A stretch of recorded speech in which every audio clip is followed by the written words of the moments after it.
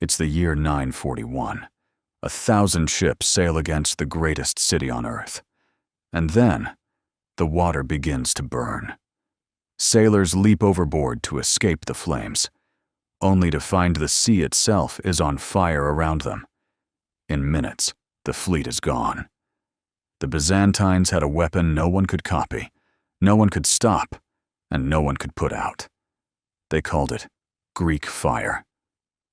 For 400 years, this liquid fire made the Byzantine Empire almost untouchable at sea.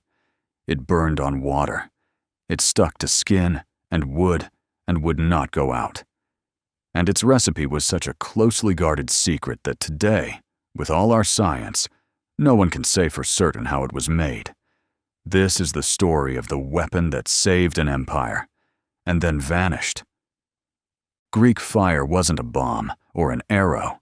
It was a liquid, a fire you could pour and spray. Launched from a ship, it splashed across the enemy's deck and burst into flames that clung like burning glue. And here is the impossible part. Throwing water on it didn't help. Water made it spread. The Byzantines pumped it through a bronze tube on the front of their warships, a device called a siphon. Picture a medieval flamethrower. Sailors worked a pump, and a roaring jet of fire shot out across the waves onto the enemy. Some of these tubes were even shaped like the mouths of bronze lions and monsters. What made it a nightmare was how it behaved. It stuck to everything it touched: holes, sails, ropes, skin. And when it dripped onto the sea, it didn't go out.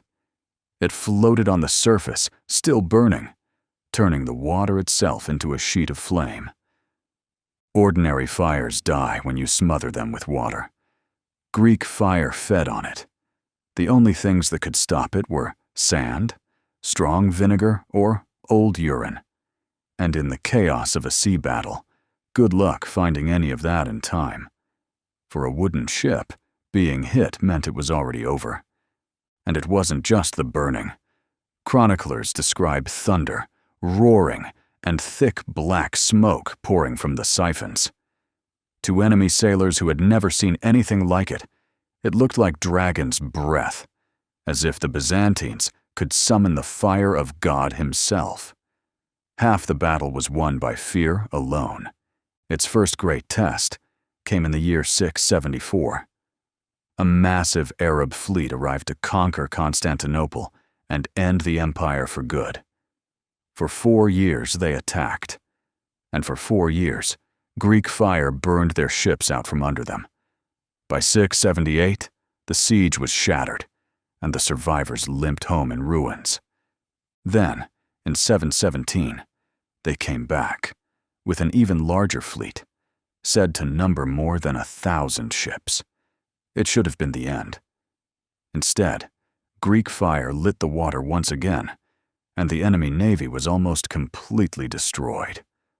Twice now, this single weapon had saved the city, and with it, much of Europe.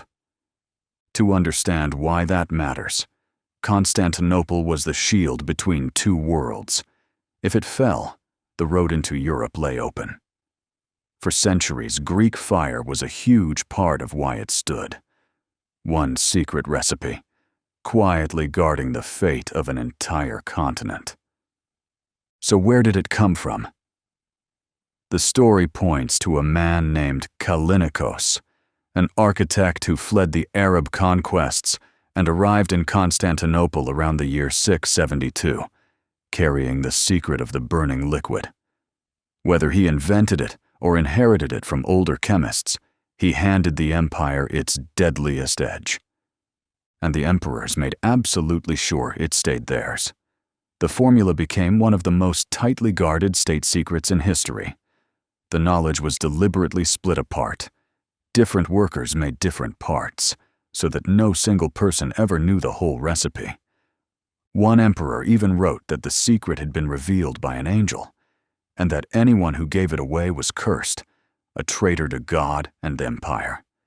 To leak the recipe wasn't just a crime, it was blasphemy, punishable by death. The fire belonged to Byzantium alone. Their enemies were desperate to steal it. Over the years, ships were captured, siphons were seized, spies were sent. But it never worked. Even holding the equipment in their hands, no one could reproduce the fire itself. The secret wasn't the tube. It was the mixture, and that stayed locked away. But a secret kept this tightly has a fatal weakness. If too few people know it, and disaster strikes, it can simply disappear. Over the centuries, as the empire shrank and its enemies changed, Greek fire was used less and less, and the chain of people who still knew the recipe grew thinner and thinner. By the time Constantinople faced its final siege in 1453, the Great Fire was already gone. The weapon that had saved the city twice was now just a memory. The walls fell, the empire ended, and whatever was left of the true recipe died with it. So what was it? For centuries, people have tried to work it out. Most chemists agree the base was probably petroleum, naphtha, thickened with resin or pitch, and perhaps mixed with sulfur. Some think quicklime, which heats up violently in water, is what let it burst into flame the moment it hit the sea. But here's the thing. No modern reconstruction has ever matched all of it at once. The way it sprayed, and stuck, and floated, and burned on water, all while being pumped safely from a wooden ship without blowing up the crew. We can get close. We cannot get it exactly. 1,000 years later, the recipe is still winning. A weapon so powerful it saved an empire, and a secret so well kept that it outlived that empire only as a legend. Some knowledge, once lost, stays lost. Next time on Lost and Drawn, a legendary steel, patterned like flowing water, so strong and so sharp that when its last maker died, the secret of forging it vanished for centuries. If you want to see what else humanity forgot, you know what to do.